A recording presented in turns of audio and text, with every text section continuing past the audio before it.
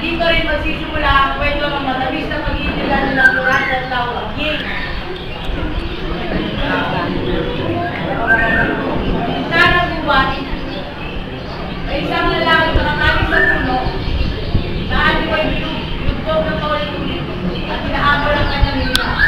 Ang pangalan niya yung Durante.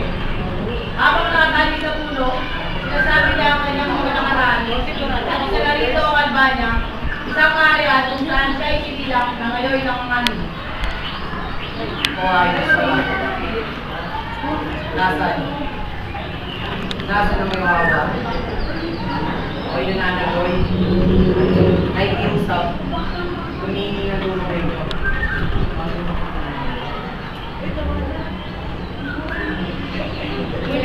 Tawanan ninyo ang lahat. Kahit hindi ko na naman ipagtanggol ang ating karyan. Laban sa lahat. Walang awas siya doon ito.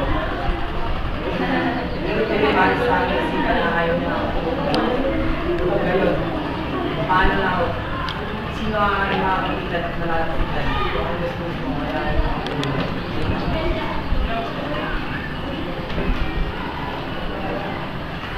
habang nagdudusat sa natin sa gubat,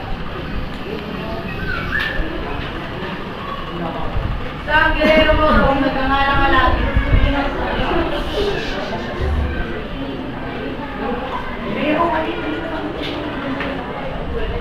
ang dumating sa gubat, pagod na pagod, at naghahanap ng magkamay-kahan.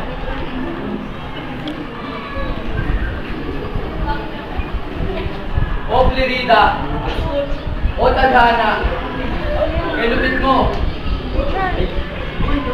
Pinuha mo ang minamahal ko. I love you. Habang siya natin umiiyak at umiiyak, ay may nalilig siyang tingin sa kabibatan at pagkatapos ay may nakita siyang lalaki.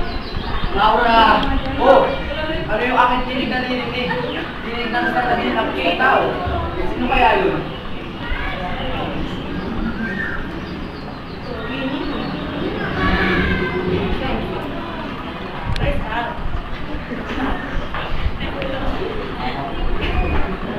Buwa akong tao. Kaya dapat, halakang kayo doon eh. Pinatapos niya sa kahirapan at pinagtaksilan. Pagkatapos na marinig na natin ito natin, ay nagbuhi siya ng isang malaking problema. Tadhana ko'y masakit. Problema ko'y napakahirap lutasin dahil sa aking sintang ginagaw. Nagmamadali na siya lagi nang pagsingri na ang boses ng kanyang marinig.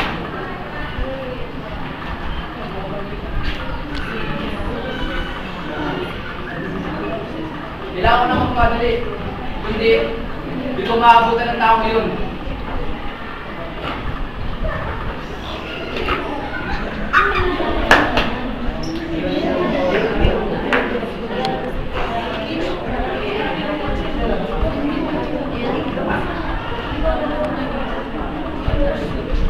Habang hinahanap ay hinawi niya ang mga kalaban na makita niya na magapos ay napansin niya ang pinakapalibot dito ng dalawang sa ay nagpunta ay gusto ng leon.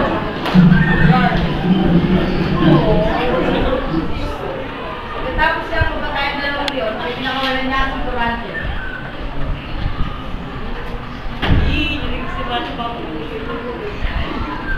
Parang nakita ko lang ang taong ito. I love you. Nalipas na rin ang oras ay namulat na sa Durante.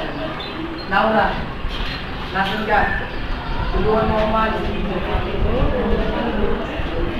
Hindi na sumagot siya natin at baka sa kawalang pikasa ay matuluyan natin Durante.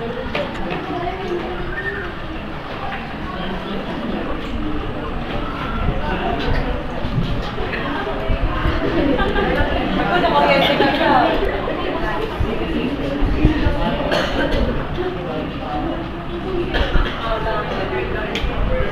Sino ka? Dito ko narinig ko. Pag wala lang kita sa'yo, ay nakadalang. Di mo ba nakapansin na tayo mag-aaway? Marahil, pero ikaw na ang kailangan ng tulong. Siguro nga patay na ako ng hirap pa rin. Ngunit, ang pagkamatay na siya ang kaligayahan. Di mo ba alam, dinatagdan mo lang yung pagkakit. Hindi nagpansin ang dalawa, ngunit sinama niya lagi sa Durante sa kanyang magkampay. At doon kagabi.